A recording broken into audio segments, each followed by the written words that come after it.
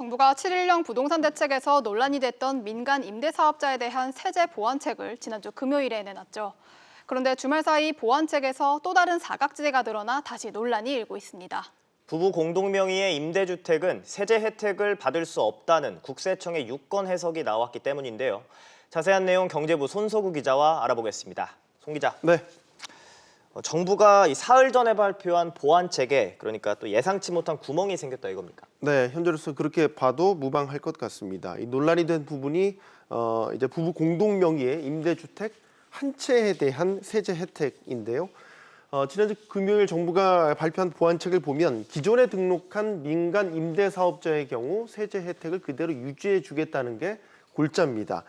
그런데 이 부부 공동 명의의 주택에 대해서는 주택 임대사업자 등록을 했을 경우 장기 보유 특별공제 70% 등 이 양도세 특례를 적용받을 수 없다는 국세청의 유권 해석이 최근에 나와서 논란이 다시 일고 있는 것입니다.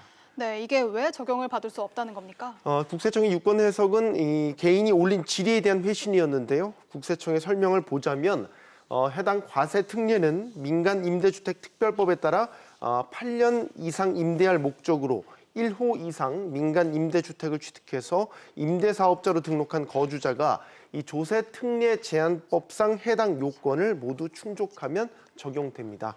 복잡한데요. 1호 이상 이 부분에만 집중을 해보면 국세청이 내린 해석은 부부 공동 명의의 경우 임대주택 한 채를 부부가 각자 0.5채씩을 소유한 것이기 때문에 바로 1호 이상 이 기준에 미달한 것으로 해석한 것입니다.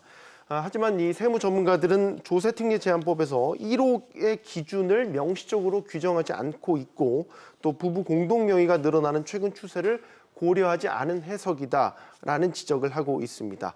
자, 이렇게 논란이 일자 국세청은 상급 부처인 기획재정부에 추가로 유권 해석을 올려봐야 한다는 입장을 추가로 내놨고요. 기재부가 해당 법령의 해석을 다시 검토 중입니다. 한 달 만에 보완책을 내놓은 것인데 이틀 만에 다시 구멍이 발견되면서 땜질식 부동산 정책이다 이런 비난을 피하기 어렵게 됐습니다. 그렇군요. 이 임대차 3법 시행 이후에 이 전월세 시장의 혼란도 지금 계속되는 분위기죠. 네, 그렇습니다. 서울을 중심으로 이제 전월세 매물이 급속히 감소를 하고 있고요. 자연스럽게 전월세 가격도 급등하는 등 혼란스러운 상황들이 나타나고 있습니다.